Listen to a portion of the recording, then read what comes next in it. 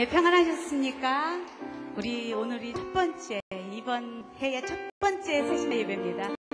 우리 다 하는 거, 늘 하는 거, 옆 사람과 인사할 때요. 새해 복 많이 받으십시오. 한번 인사할까요? 새해 복 많이 받으십시오. 아마 오래돼서 이 새해 복 많이 받으세요라는 이 문장을 가장 많이 듣고 가장 많이 하지 않았나 생각합니다.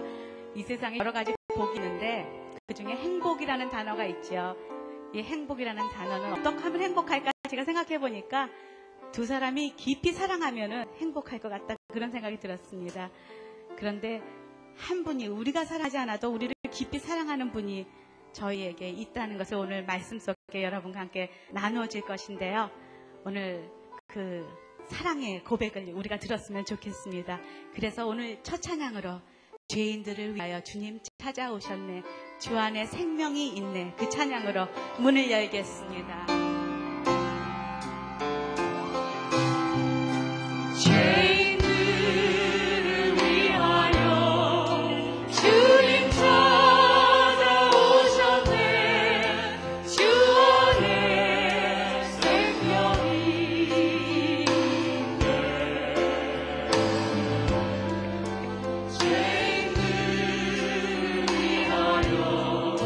주님 찾아왔으니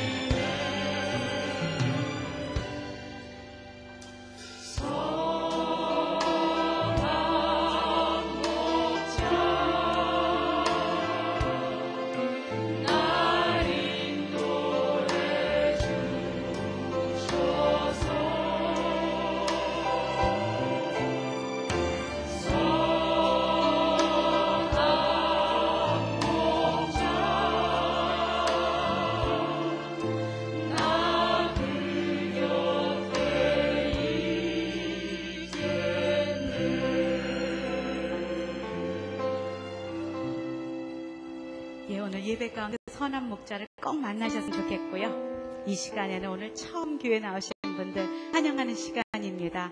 알아요. 처음 오신 분들 좀 쑥스러운 거. 하지만 저희들이 다 준비하고 찬양하고 선물도 드리고 그럴 준비를 하고 있거든요. 그 자리에서 한번 오늘 처음 오신 분들 손을 들어주시면요. 저희들이 환영하겠습니다. 들어주세요. 감사합니다. 예, 그 자리에서 일어나실 때요. 여러분 아시죠? 큰 환호와 박수로 크게 환영해 주십시오. 참 잘 오셨어요. 감사합니다. 네, 지금 일어나세요. 당신은 우리에게 아름다운 선 주님에게 당신이 소중한 사랑 감사합니다. 당신과의 만남을 소망합니다. 주님의 축복을 환영합니다. 참 잘 오셨어요. 환영합니다.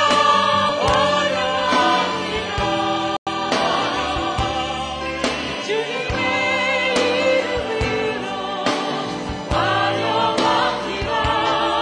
환영합니다. 주님의 사랑으로 당신을 환영합니다.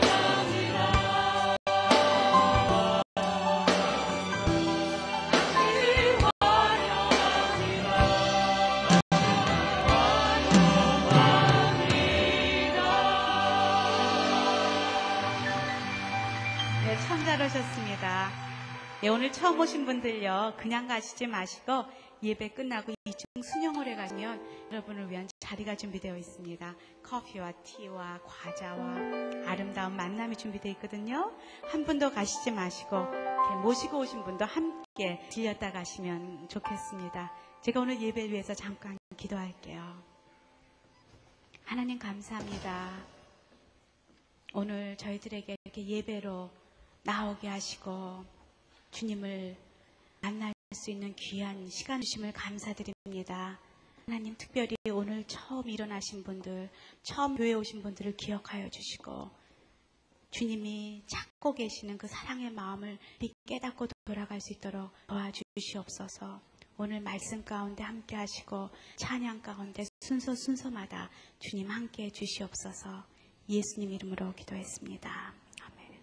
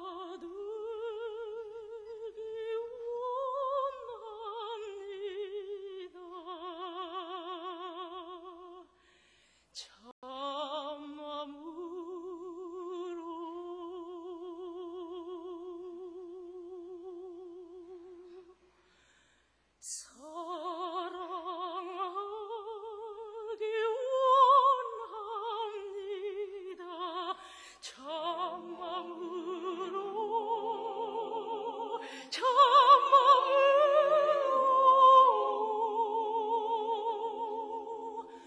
사랑하기 원합니다.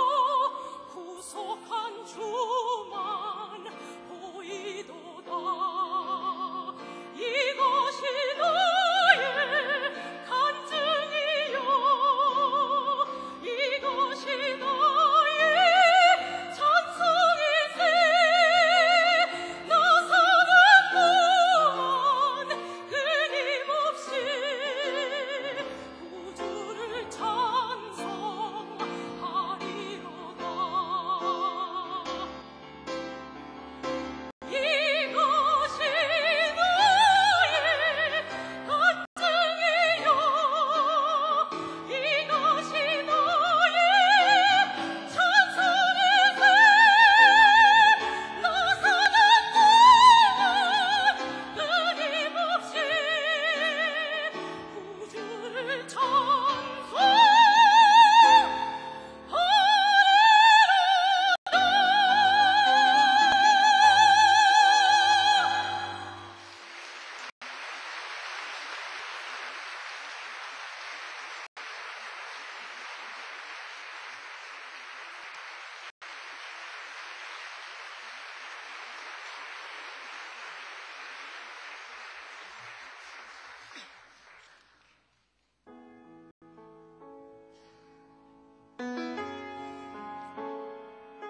여러분은 행복을 찾고 계십니까?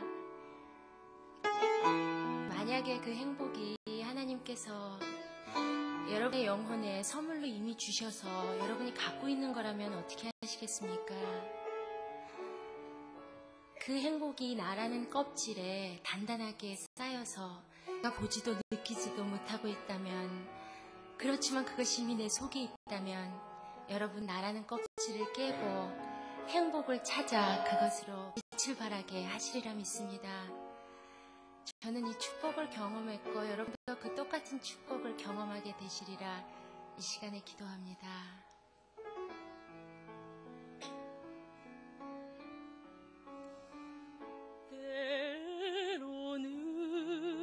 때로는 너의 앞에 어려움과 아픔이 있지만 담대하게 주를 바라보는 너의 영혼, 너의 영혼 우리 볼 때 얼마나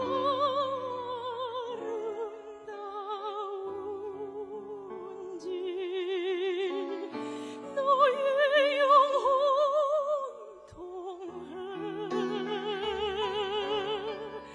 큰 영광 받으신 하나님을 찬양. 오 할렐루야.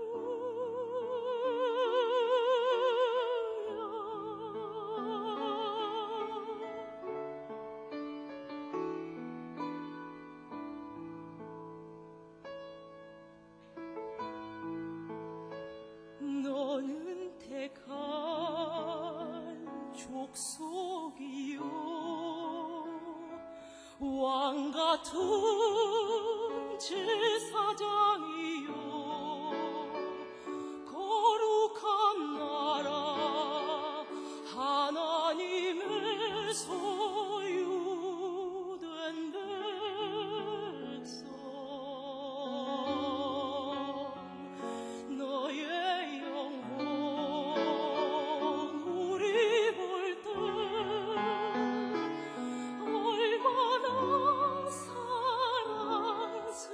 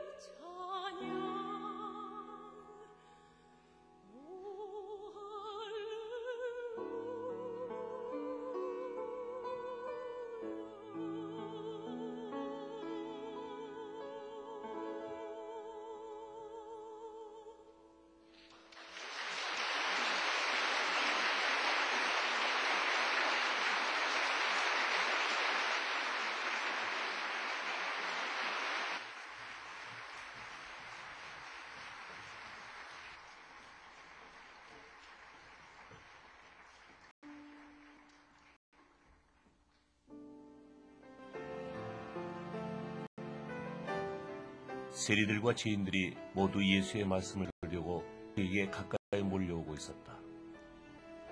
바리새파 사람들과 율법 학자들은 서로 수군거리며 말하기를 이 사람이 죄인들을 맞아들이고 그들과 함께 음식을 먹는구나 하였다. 그래서 예수께서는 그들에게 이 비유를 말씀하셨다. 너희 가운데서 어떤 사람이 양 100마리를 가지고 있는데 그 가운데서 한 마리를 잃으면 99마리를 들어두고 그 잃은 양을 찾을 때까지 찾아다니지 않겠느냐. 찾으면 기뻐하면서 어깨에 메고 집으로 돌아와서 친구들과 이웃 사람을 불러 모으고 나와 함께 기뻐해 주십시오. 잃었던 내 양을 찾았습니다 하고 말할 것이다. 내가 너희에게 말한다. 이와 같이 하늘에서는 회개할 필요가 없는 의인 99보다 회개하는 죄인 한 사람을 두고 기뻐할 것이다.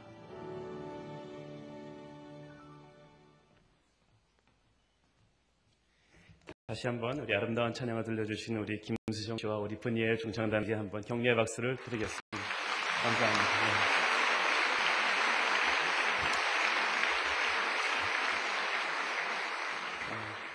그 CD가 오늘 나왔습니까? 예. 제가 주최 측으로부터 위임받은 건 없지만 우리 김수정 양, 우리 한번 뮤지컬에서 우리 마리아로 아주 열연해 주셨는데 이 CD가 아주 예쁘게 밑에 나왔습니다. 우리 열린 예배 신자들한테는 특히 DC가 되는지 모르겠습니다만은 아주 좋은 음악입니다. 하나님께서 참 인간에게 재능을 주시고 또 그 재능을 준 사람의 마음을 감동시키셨을 때 참 인간의 영혼을 움직이는 아주 좋은 그 예술이 나온다고 생각합니다. 자, 새로운 한 해와 함께 새로운 시리즈를 시작합니다. 혹자는 말하기를 제가 꼭 드라마 제목같이 계속 제목을 붙인다는 그런 말을 합니다만은 저는 한 번도 목사 외에 다른 직업을 생각해 본 직업이 없습니다.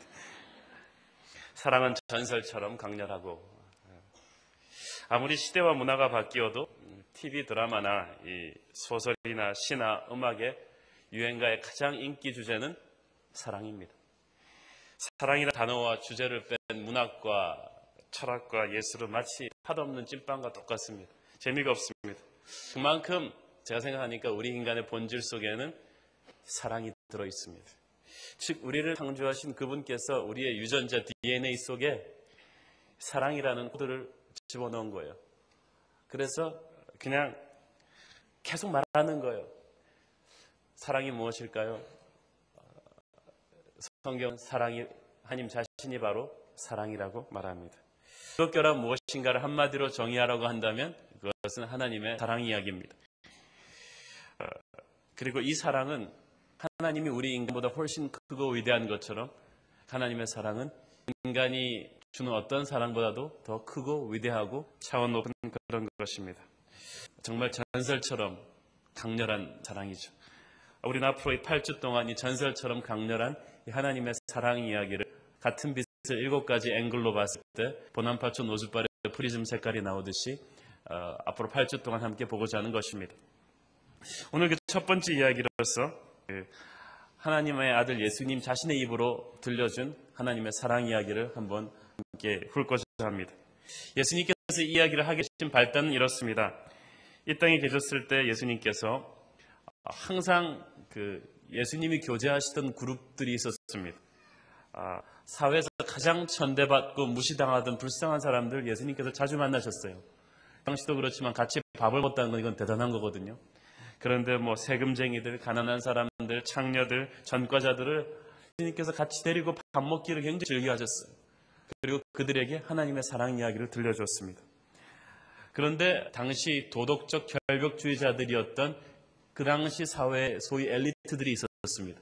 이 사람들이 성경에서 말하는 바리새인과 서기관들이죠. 이 사람들은 죄인들은 죄값을 치르고 멸망하기를 원했지 그들이 회개하고 하나님의 용서를 받는 것에 대해서 상당히 탐탁지가 않았습니다. 죄인이면 죄값 지고 죽을 것이지 무슨 염치로 와서 용서를 받고 같이 천국 가겠다는 거냐 생각이죠. 그런 인간 쓰레기들과 소위 말하는 자기들 생각의 인간 쓰레기들과 천국을 공유하기가 싫었던 거죠.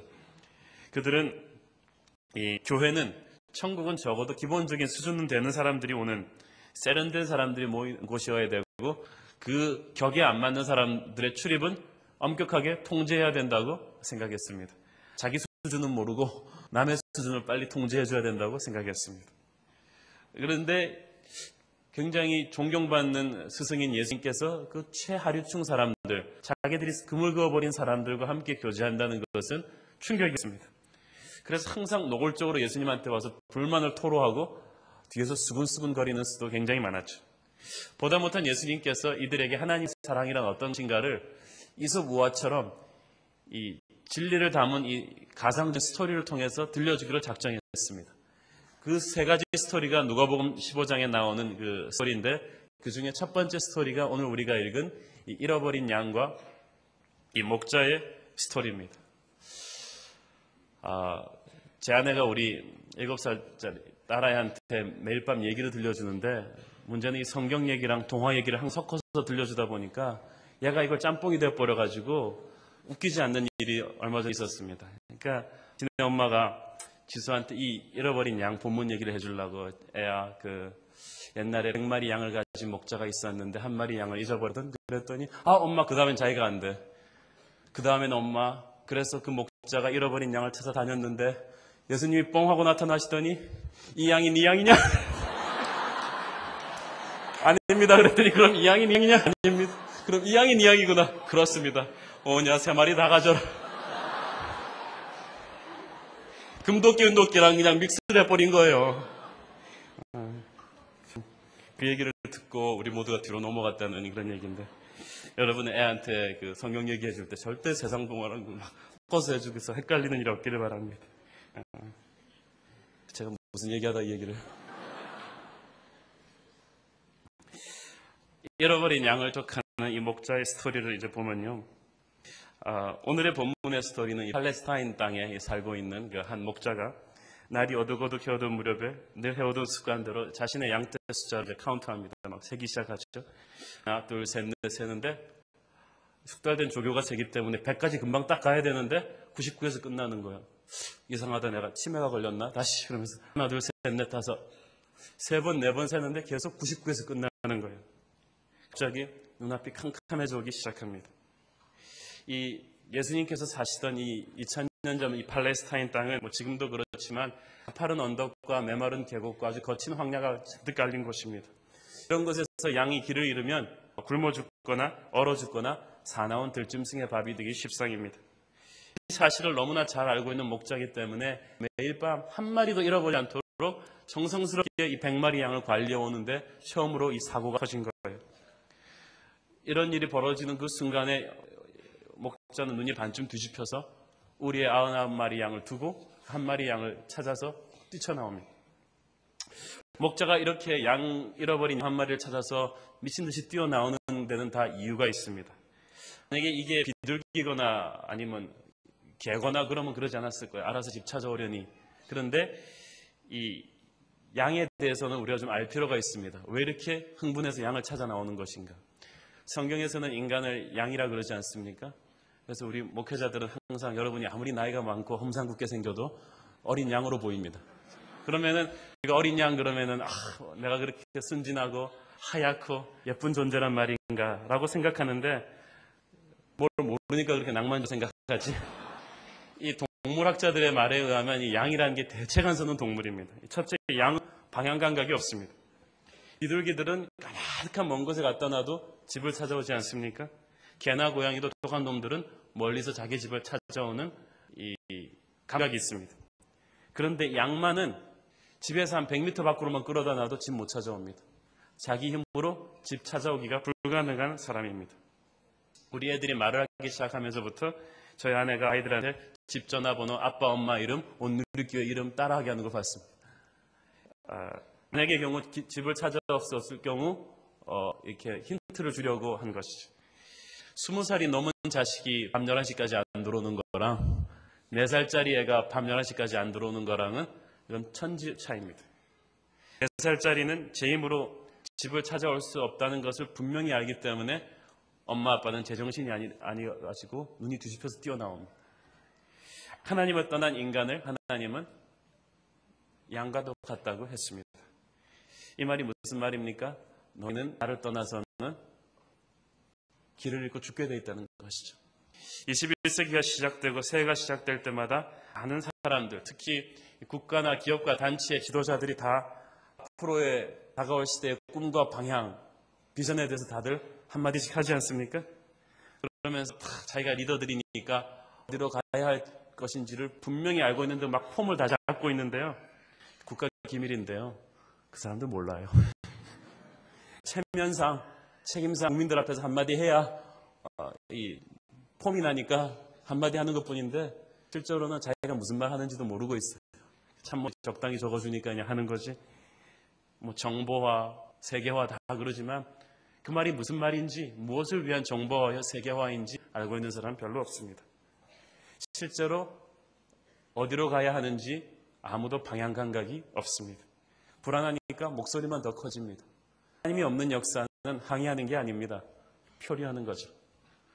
하나님 없는 당신의 인생이라는 배는 항의하는 게 아니에요. 표류하고 있는 것뿐이죠. 그 티 안 내려고 잔뜩 폼을 잡고 있는 것이지 당신은 길을 잃었어요. 방향 감각이 없어요. 길 잃은 아이는 말이죠. 아무리 좋은 옷을 입고 폼 잡고 있어도 그의 얼굴은 불안해요. 그의 눈가는 울어가지고 눈물로 얼룩달룩해요. 그가 평소에 무시하고 비웃던 아무리 가난한 집에 소박한 옷차림의 아이들이라 할지라도 자기 부모 손잡고 웃고 있는 애들을 제일 부러워하는 게 길 잃은 애예요. 아무리 부잣집 애라도 길 잃었는데 무슨 소용이 있어요.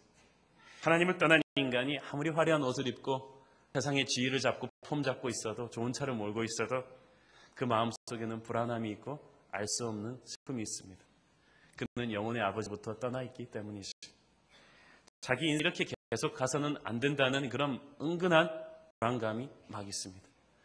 악셀레이터는 막 밟고 있는데 이게 내가 제대로 안 가고 있는 그런 불안감이 있습니다. 여러분 차 몰다가 길 잃으면 더 밟지 않습니까? 불안하니까. 그는 하나님의 집 어떤 영원한 세계로 자기가 돌아가야 된다는 사실은 어렴풋이 알고 있어요. 그러나 자기 스스로의 힘으로는 집을 찾아올 수가 없어요. 양과 똑같기 때문에. 그래서 목자가 찾아 나서야 되는 것이죠. 또 양은 자기 방어수단이 전무합니다. 새는 날개가 있고 늑대는 날카로운 이빨과 발톱이 있고 스컹크는 독한 가스라도 있고 카멜레온은 자기 주위 환경대로 색깔을 변화시키는 자기 위장 능력이나 있죠. 양은요 모든 동물들한테 다 어떻게 보호수단을 줬는데 자기 방어수단을 줬는데 양만 없어요. 그래서 만약에 야생동치고 양을 사냥 못한다.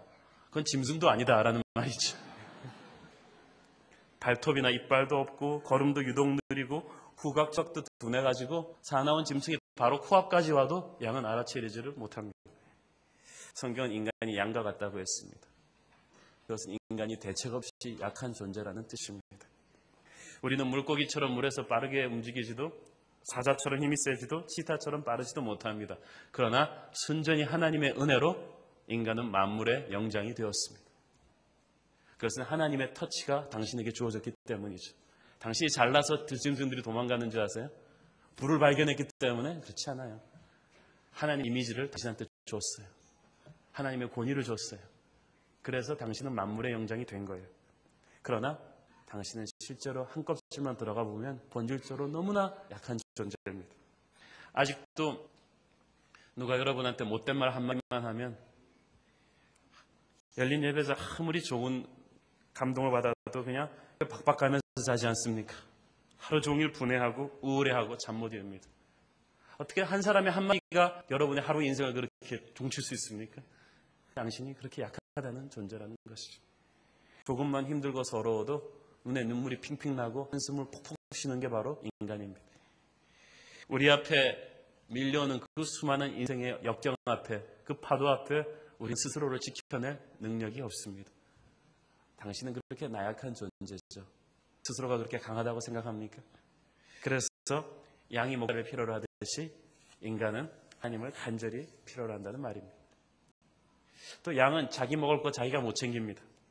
낙타는 먼 곳에서도 물냄새를 맡고 독수리는 3km 밖에서도 딱 먹이를 쪼아내는 예리한 시력이 있는데 양은 말이죠. 지 코앞에까지 좋은 풀을 갖다 들이밀어 줘야 그때야 먹습니다. 그리고 독초인지 좋은 풀인지 잘 가려내지를 못합니다. 그래서 먹다가 탈도 많이 나죠. 인간은 양과 같아서 자기 먹을 것 자기가 찾습니다. 옛날 이스라엘 백성들이 그래서 광야에서 헤맬 때 순전히 하나님께서 40년 동안 하늘에서 빵으로 비를 내려줬습니다. 200만이 넘는 사람들한테 삼시세끼 햄버거를 공급했으니 매출하기까지 보냈으니까 햄버거를 공급한 거죠. 이게 얼마나 엄청난 수송수단입니까? 그때 하나님이 그걸 가르쳐 준 거예요. 너희는 네 먹을 거 네가 챙기지 못한다.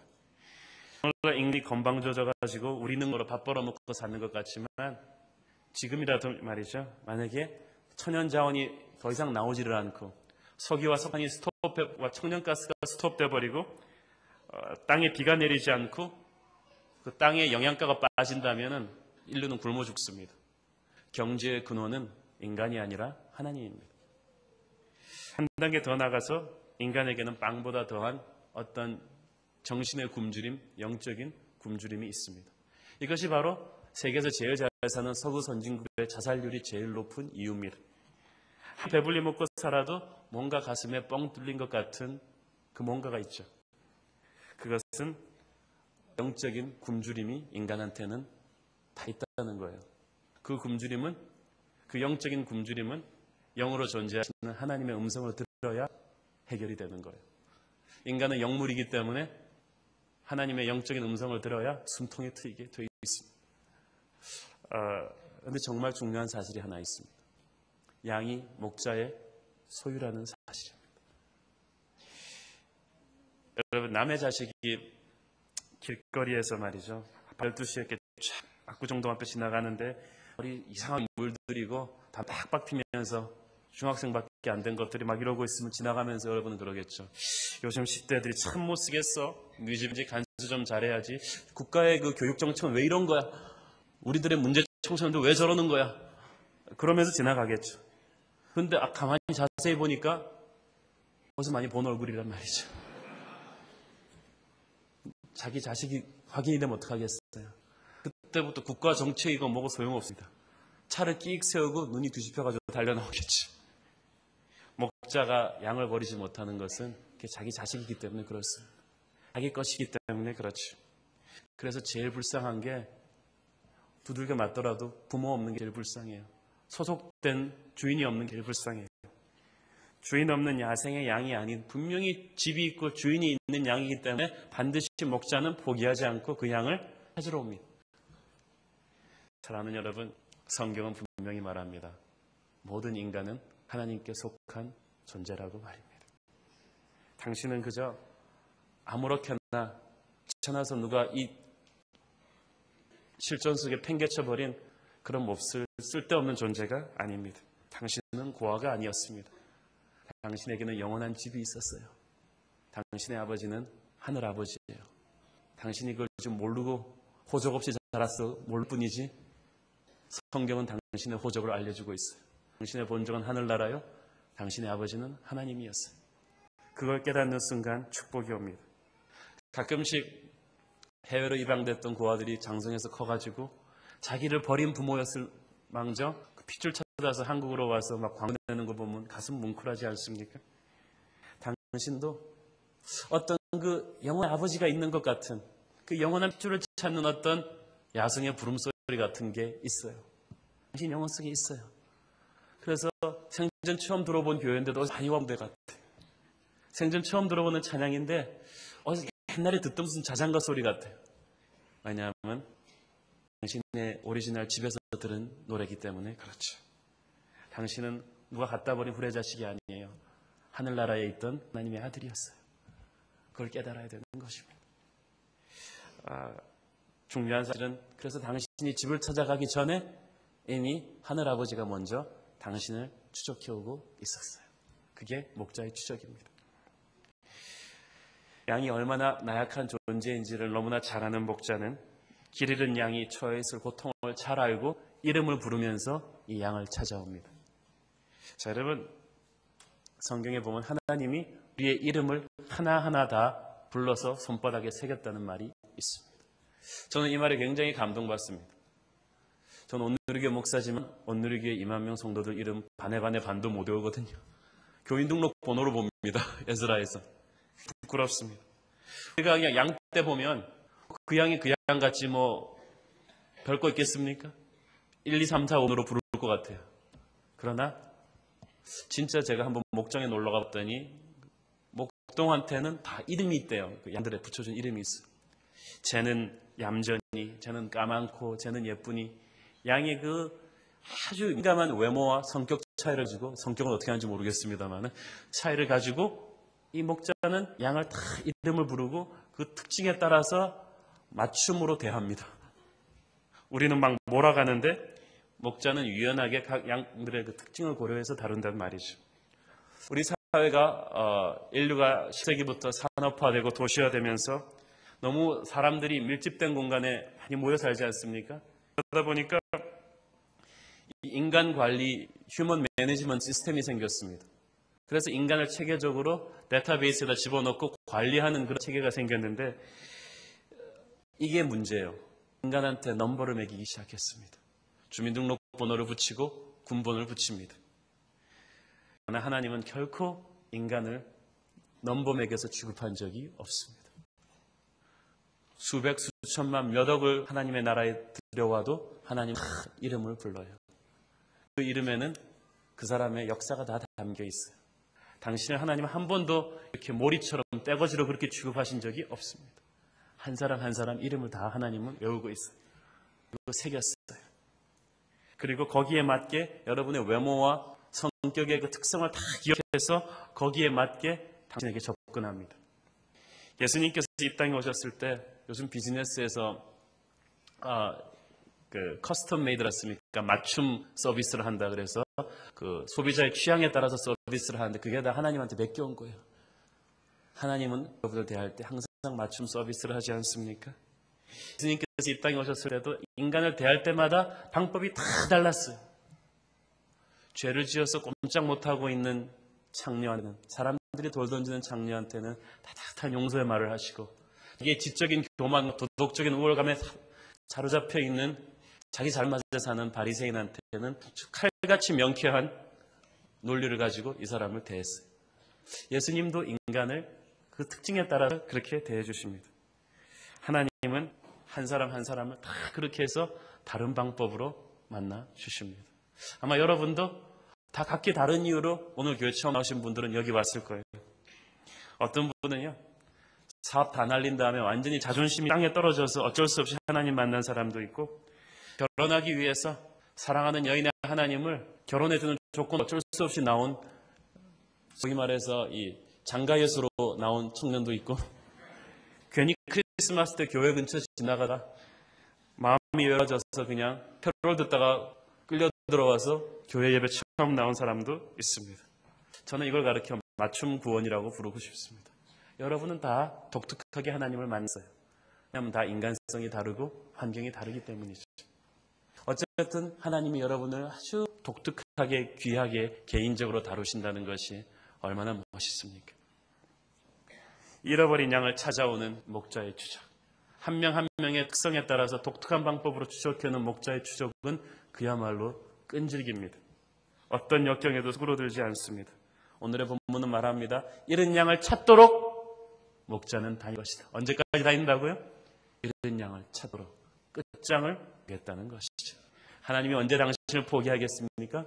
당신이 하나님 믿을 때까지 포기하지 않습니다. 하나님은 여러분을 요즘 말로 말하면 이렇게 찍은 거예요. 찜해둔 거예요. 그리고 끝까지 포기하지 않습니다. 어떤 역경에도 수그러들지 않습니다. 돌에 걸려 넘어지고 막 가시에 찢기고 옷이 찢어지고 상처가 나도 결코 그 추적을 스톱하지 않습니다. 그의 시선은 온통 잃어버린 양뿐입니다. 자기의 잃어버린 엄마의 눈에는 길 가다가 그 비슷한 또래 애들은 다 자기 자식으로 보인다고 합니다. 어떻게 스톱하겠습니까?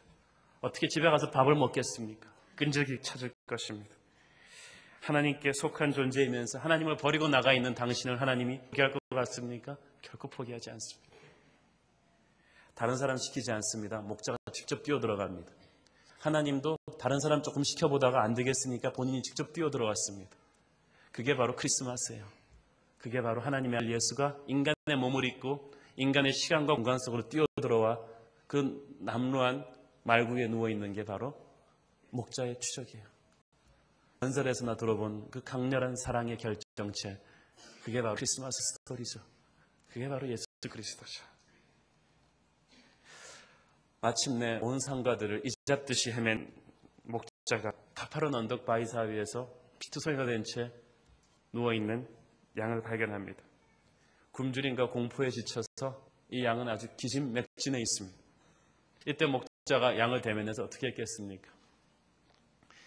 제 생각 같아서는 귀시자대기를 한 대 딱 올리면서 너무 자식아, 너 찾아다니느라고 내가 얼마나 몸고생 마음고생 했는지 아냐 이 자식아. 잠도 못 자고 바들바들 이랬을 것 같은데 결코 그렇지 않습니다. 너무나 많은 사람들이 하늘아버지에서 이렇게 잘못된 공포형 이미지를 갖고 있습니다. 무서운 심판의 칼을 휘두르면서 교회 들어오기만 하면 군기 잡는 것 같이, 그래서 교회 들어오면 목사 눈치 보는 사람이 많습니다. 무서워라. 그러나 그것은 전혀 사실과 다릅니다. 그거는 악마가 악성 루머를 퍼뜨린 거예요. 하나님에 대해서 악성 루머를 조장한 거예요. 그렇지 않습니다. 오늘의 본문을 보면 하나님을 상징하는 이 목자가 어떻게 합니까? 기쁨에 겨워서 그 양을 어깨에 메고 돌아옵니다.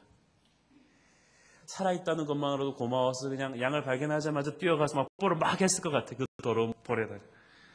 그리고 이 양이 얼마나 자기 속을 속였는가에 대한 이 호된 꾸지람은 이미 다 까먹었어요. 만나면 한번 해주려고 그랬는데 그냥 다 까먹었어요.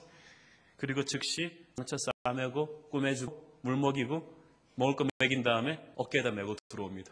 자기도 밥 못 먹고 밤새 헤매고 다녀서 얼마나 피곤했을 텐데 이 무게를 못 느껴요. 너무 좋아가지고 어깨에다 메고 막 둥실둥실 춤추면서 돌아와서 온 동네 다 깨워서, 동네 사람들은 웬 날벼락입니까? 막 돌째 새벽에 다 일어나서 잔치를 벌입니다. 축제를 벌입니다. 이게 하나님의 진짜 모습입니다. 하나님에 대해 잘못된 이미지를 갖고 있던 분은 다 끝이 정리하기를 바랍니다. 이게 하나님이에요. 솔직히 양의 입장에서는 말이죠, 목자한테 얼마나 미안하겠어요. 억지로 광야에서 뛰쳐나가가지고 좀 철 좀 든 양이란 말이죠. 길을 잃은 자기를 찾느라고 이 목자가 치렀을 대가를 생각하면 그냥 면목이 없었을 겁니다. 그래서 한 대 몇 대 신하게 맞을 생각까지 했는데, 이 목자의 이 용서, 이 목자의 웰컴이 너무 파격적이에요. 양이 놀라버렸어요. 엄청난 잔치와 기쁨과 따뜻함이 양 안에 퍼부어집니다. 여러분, 다리몽둥이가 부러질 각오를 했는데 날라온 게 뽀뽀란 말이죠. 축복이란 말이죠. 은혜는 놀라운 거예요. 믿을 수가 없어요. 어리둥절합니다. 쏟아질 과학과 눈치를 기대하면서 왔는데 이건 식사 대접입니다. 이렇게 좋을 줄 알았으면 빨리 올 걸. 그 생각을 했을 것 같아요. 이렇게 좋은 집을 두고 내가 왜 도망갔지? 나한테 이렇게 좋은 집으로 내가 진작 돌아오지 않았을까? 하나님을 믿은 지 얼마 안 되는 분이 너무 좋아갖고 이렇게 다니면서 그런 말 하는 걸 들었어요. 목사님, 하나님 믿는 것이 이렇게 좋을 줄은 예전에 미처 몰랐어요. 서울의 시처럼 밤마다 뜨는 달이 이렇게 고운 줄은 예전에 미처 몰랐어요. 자기는 몰랐던 것이죠. 괜히 겁먹고 교회 안 오고 겁먹고 하나님한테 접근을 안 했는데 딱 들어와 보니까 거기에는 상상할 수도 없는 은혜와 기쁨과 용서와 평화와 생명과 보람이 있는 거예요. 괜히 세상이 불어넣은 하나님에 대한 잘못된 생각, 몇몇 잘못된 교회가 심어준 잘못된 선입관 때문에 망설여서 그렇지, 당신도 하나님을 제대로 만나고 나면 하나님이 이렇게 좋은 줄은 예전에 미처 몰랐어요. 그럴 거예요. 이 좋은 하나님을 내가 진작 만나지 않았지. 나는 오늘 여러분한테 그런 필이 팍 오기를 축원합니다. 양의 입장에서는 너무나 파격적인 용서입니다. 그러나 목자의 입장에서 보면 엄청난 대가를 치러야 했던 용서입니다. 왜냐하면 용서하기 위해선 상대가 저질러 놓은 죄값을 누군가는 쪄줘야 된다는 의미죠. 목자가 양을 어깨에 메고 돌아왔다는 말에는 상당히 깊은 성경적인 의미가 담겨 있습니다. 이사야서 53장 6절에 보면은 그 의미를 해석을 해줍니다. 우리는 다 양 같아서 릇 행해서 각각 제 길로 갔거늘 하나님께서 우리의 죄값을 그의 어깨 위에 지고 가게 했다는 말이 있습니다. 어깨에다 양을 맸다는 뜻은 당신의 죄를 하나님이 치렀다는, 죄값을 하나님이 치렀다는 얘기예요. 하나님을 떠나 세상으로 도망갔던 당신을 용서하고 천국으로 들여보내주는 건 그냥 쉽게 되는 게 아닙니다. 하나님 자신이 만들어 놓은 정의의 법을 당신이 깼기 때문에 그 죄값을 누군가는 치러야 되는 것이죠. 당신은 당신의 영혼을 악한 자에게 팔아버렸기 때문에 하나님께서 값을 치르고 당신을 사와야 했어요. 이 당신이 치렀던 그 많은 죄의 보상을 누군가는 이렇게 치러줘야 되는 것이었죠. 전 인류가 저질러 놓은 이 죄값을 치를 수 있는 분은 단 한 명밖에 없습니다. 그가 바로 하나님의 아들 예수 그리스도죠. 그가 바로 십자가에서 죽어서 당신의 죄값을 다 치러준 것이죠. 하나님의 아들이라는 다리를 밟고서 당신은 비로소 아버지의 집으로 돌아올 수 있었던 겁니다. 당신은 좋죠. 아버지한테 웰컴받고 사랑받고 축복받고, 그러나 당신은 밟은 그 다리는 하나님의 아들의 피로 얼룩져 있습니다. 구원은 당신한테 공짜로 주어졌지만 그 값은 하나님이 우주에서 가장 비싼 값을 치르고 사온 것입니다. 이것이 바로 전설처럼 강렬한 사랑의 실체입니다. 어쨌든 정말 중요한 사실은 이 양을 찾은 목자가 기쁨에 젖어서 즐겁게 돌아왔다는 사실. 막 너무 기뻐가지고 방방 뛰면서 돌아와서 온 동네 다 깨워서 잔치를 합니다. 여러분을 구원하기 위해서 예수님께서 이 땅에 오셔서 그렇게 고생하시고 십자가에 죽으시고 그랬는데 한 번도 그 얼굴을 찡그리면서 하시지 않았어요. 기뻐서 했어요. 여러분, 보통 어떤 일을 하게 될 때요, 일 자체가 힘들어서 힘든 게 아니라 그 일을 왜 하느냐가 문제입니다. 여러분, 밤을 꼬박 새우며 자식의 병상을 간호하는 엄마한테 한번 물어보십시오. 힘드신가요? 아니요. 제가 이렇게 고생해서 우리 자식이 나을 걸 생각하면 참 기쁩니다. 볼 거예요. 사랑하는 연인한테 잘 보기 위해서 에델바이스 꺾으려고 험난한 언덕을 기어 올라가는 그 스위스의 청년들한테 물어보십시오. 힘드신가요? 아니요. 저 꽃을 따서 내 사랑하는 연인을 행복하게 해줄 수 있다면 나는 얼마든지 할 거예요 하고 바보같이 웃겠죠. 그런 거예요. 십자가에 달려 돌아가신 예수님한테 물어보세요. 예수님 힘드신가요? 그럼 예수님은 대답할 거예요. 아니요. 내가 이렇게 죽어서 여기 앉아있는 아무개가 하나님의 집에 돌아올 수 있다면 나는 너무 기뻐요. 히브리서 12장에는 그 말씀이 있지 않습니까? 그는 자신의 앞에 있는 즐거움 위해서 십자가의 고통을 기꺼이 참아냈다는 말이 있습니다. 당신이 집에 돌아오는 것을 위해서 하나님은 어떤 고통도 받아낼 수 있어요. 그게 목자의 마음입니다. 오늘의 스토리에서 가장 기뻐하는 것은 양도 좋았겠지만 역시 목자 아니겠습니까?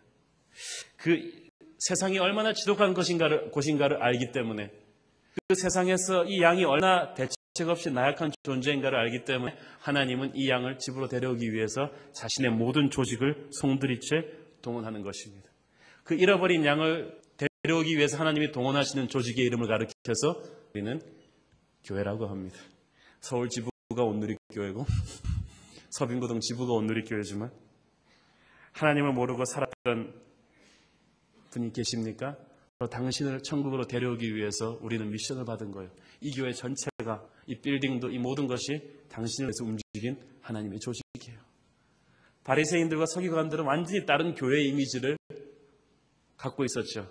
교회는 말이죠, 하버드 대학 같아서 하나님은 무섭게 거기 앉으셔서 들어오는 사람들을 막 다 잘라버리는 그런 존재로 비춰졌어요.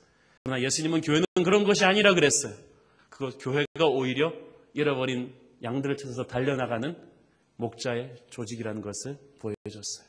교회는 그렇게 살아있는 곳이고 유연성 있는 것이고 세상 한복판으로 뛰어들어가는 그런 곳이라는 것입니다.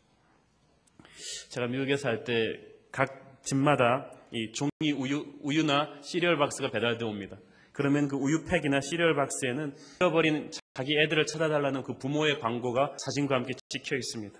잃어버린 아이 사진, 몸무게, 살던 마을, 신체 및 성격적인 특성이 아주 상세하게 찍혀 있는데 부모 연락처와 함께 실려 있습니다.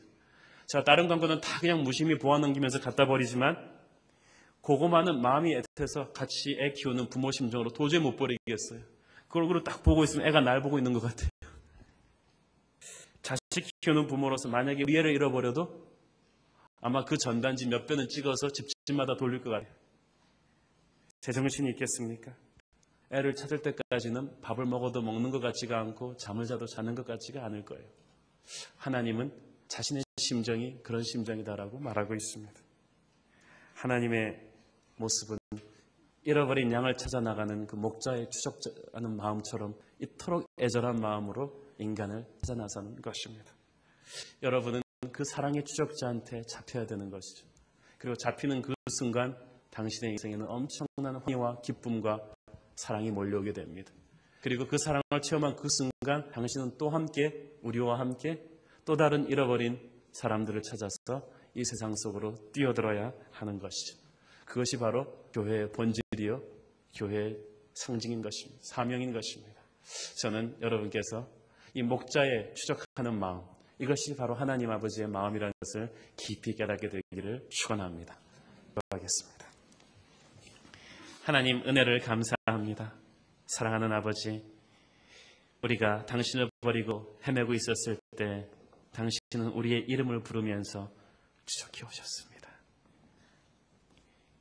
당신이 믿는 것 이렇게 좋은 것인지를 미처 몰랐습니다. 주님, 우리 중에 아직도 하나님을 모르고 이 세상 속에서 헤매고 있던 외로운 사람이 있다면 하나님 지금 찾아가 만나 주십시오. 목자의 품에 안기는 어린 양처럼 당신의 품에 돌아와 영원한 기쁨을 누리게 하십시오. 그리고 하나님 우리의 가슴에 불을 지펴주셔서 잃어버린 아이를 찾아 나서는 부모의 심정으로 잃어버린 당신의 자식들을 찾아오게 하옵소서. 예수님 이름으로 기도합니다. 아멘.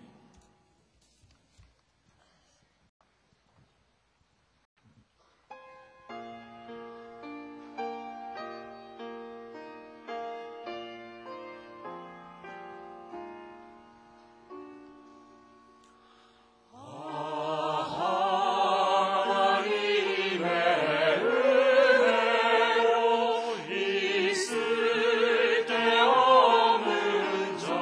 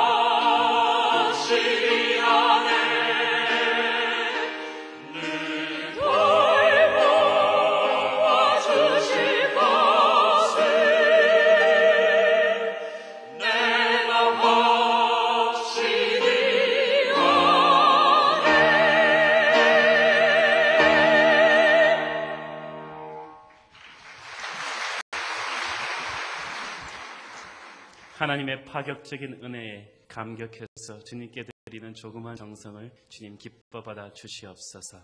하나님이 우리의 목자 되신 것이 너무 감사합니다. 지금 이 순간 살아계신 우리 예수님의 놀라우신 은혜와 하나님 아버지의 끈질기신 사랑과 성령님의 축복하심과 감싸안으심과 함께하심이 지금 잃어버린 양되었다가 목자이신 하나님의 품으로 들어오기를 소원하는 사랑하는 모든 형제 자매님들 머리 위에 지금으로부터 영원토록 함께 계실지어다. 아멘.